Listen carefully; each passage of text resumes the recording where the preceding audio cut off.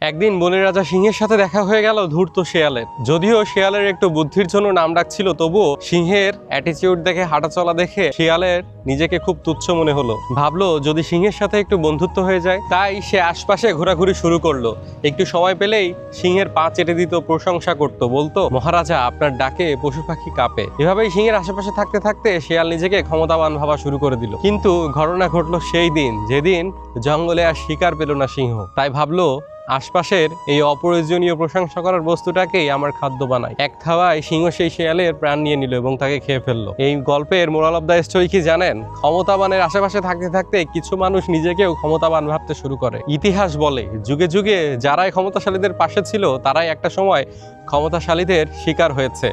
ক্ষমতাশালীরাই তাদেরকে গ্রাস করেছে। কারণ ক্ষমতার কাছে আপনি যখন নিজেকে বিলিয়ে দিবেন তখন এক সময় সেই ক্ষমতায় আপনাকে গ্রাস করবে। বুদ্ধিমানেরা কি করে জানেন? বুদ্ধিমানেরা নিজেদের আত্মসম্মান বজায় রেখে মানুষের সাথে মেশে।